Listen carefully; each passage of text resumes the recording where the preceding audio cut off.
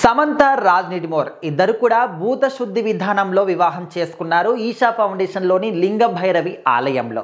So మరి అందరూ కూడా ఈ యొక్క మాట విన్న తర్వాత అసలు ఈ వాడికి మీనింగ్ ఏంటి, ఇలాంటి పద్ధతి కూడా అసలు పెళ్లిల్లో ఉందా అని చెప్పేసి చాలా మంది కూడా గూగుల్ వేదికగా ఇంటర్నెట్లో సర్చింగ్ చేయడం స్టార్ట్ చేశారు. సో మరి ఈషా ఫౌండేషన్ వాళ్ళే స్వయంగా ఈ యొక్క విషయాన్ని చెప్పారు. రాజ్ నిడిమోర్ సమంత ఇద్దరు కూడా భూత విధానంలో పెళ్లి చేసుకున్నారు, భూత శుద్ధి విధానంలో పెళ్లి చేసుకున్నారు అని చెప్పేసి. సో మరి ఆ ఒక వర్డ్ విన్న తర్వాత అందరికీ ఒకే ఒక ఆలోచన, ఏంటి అసలు ఈ భూత శుద్ధి విధానం ఏంటి? ఇప్పటి వరకు మనము సనాతన ధర్మంలో, హిందూ ధర్మంలో ఎన్నో రకాల పెళ్ళిళ్ళు చూసాం. నార్త్ సైడ్ ఒకలాగా ఉంటుంది, తెలంగాణలో ఒకలాగా ఉంటుంది, ఆంధ్రప్రదేశ్లో ఒకలాగా ఉంటుంది.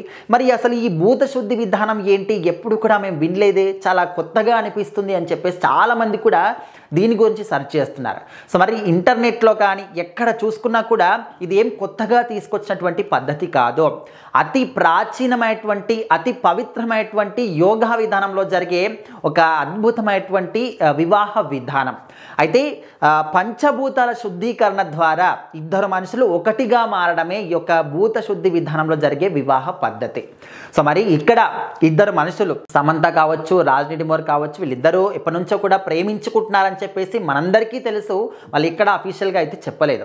బట్ ఇక్కడ ఆల్రెడీ వీళ్ళిద్దరికీ ముందు పెళ్ళిళ్ళు అయిపోయాయి. సో వాళ్ళ నుంచి విడిపోయిన తర్వాత వీళ్ళిద్దరు కలుస్తున్నారు కాబట్టి, సో మరి ఆల్రెడీ ఆ ఒక బంధాల్లో వాళ్ళు ఎలాంటి ప్రాబ్లమ్స్ ఫేస్ చేశారు, మరి ఏం ప్రాబ్లమ్స్, ఏం రీజన్స్ ఏంటి, ఇంకా వాళ్ళ పర్సనల్ ఇష్యూస్ అవి పక్కన పెడితే వీళ్ళిద్దరూ మళ్ళీ అవన్నీ ప్రాబ్లమ్స్ చూసి ఇక్కడికి వచ్చారు కాబట్టి మళ్ళీ వీళ్ళ బంధంలో కూడా ఎలాంటి ప్రాబ్లమ్స్ కానీ ఇష్యూస్ కానీ రావద్దు అని చెప్పేసి ఇలాంటి ఒక విధానాన్ని ఎంచుకున్నారు అని చెప్పేసి కూడా కొంతమేరకు సమాచారం.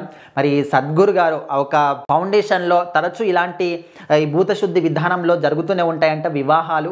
సో మరి ఇది ఏదో కొత్తగా చాలామంది కూడా భూతశుద్ధి అనుకుంటే ఏదో క్షుద్ర పూజలా ఏంటి, దీన్ని అసలు ఇలాంటి పూజలు ఏంటి, ఇలాంటి వివాహాలు కూడా ఉంటాయా అని చెప్పేసి అంటే చాలా కన్ఫ్యూజ్ అయ్యారు. బట్ అందులో ఇలాంటి ఒక క్షుద్ర పూజలు కానీ ఇలాంటివి ఏవి కూడా లేదు. ఈ యొక్క భూతశుద్ధి వివాహ విధానం అంటే చాలా చాలా పవిత్రమైనటువంటిది. సోల్ఫుల్గా ఇద్దరి ఆత్మలు ఒకే సోల్గా కలవడం, ఒకే ఆత్మగా కలవడము. యోగా విధానంలో అంటే యోగ విధానంలో ఇద్దరి మనసులు కావచ్చు, ఆత్మలు కావచ్చు ఒకటిగా మారి వాళ్ళ జీవితాన్ని ఇక మీదట ఒకే మనిషిగా ముందుకెళ్ళడం అనే విధంగా చాలా పవిత్రమైనటువంటి వివాహ విధానం ఇది అని చెప్పేసి కూడా మనకు తెలుస్తూ ఉన్నాయి. సో ఓవరాల్గా చాలామంది కూడా వీళ్ళిద్దరికీ కంగ్రాచులేషన్ చెప్తూ ఇక మీదట అంటే ఇంతకుముందు లైఫ్లో మీరు ఎలాంటి ప్రాబ్లమ్స్ చూశారు, ఏంటి రీజన్స్ అవన్నీ కూడా పక్కన పెడితే ఇప్పుడు మీరు అన్నిటినీ అధిగమించి ఇద్దరు కూడా ఒకటయ్యారు, పెళ్లి చేసుకున్నారు. ఈ యొక్క కొత్త దాంపత్య జీవితాన్ని మీరు చాలా హ్యాపీగా గడపాలని కోరుకుంటున్నాము. మీ మధ్య ఇంకెవరు కూడా రాకూడదు, ఎలాంటి మిస్అండర్స్టాండింగ్స్ కానీ ఏవి కూడా రాకూడదని చెప్పేసి కోరుకుంటున్నాము. హ్యాపీ మ్యారీడ్ లైఫ్ అని చెప్పేసి చాలామంది కూడా మెసేజ్లు కావచ్చు, కామెంట్లు కావచ్చు, వీడియోస్ కూడా చేస్తూ ఉన్నారు.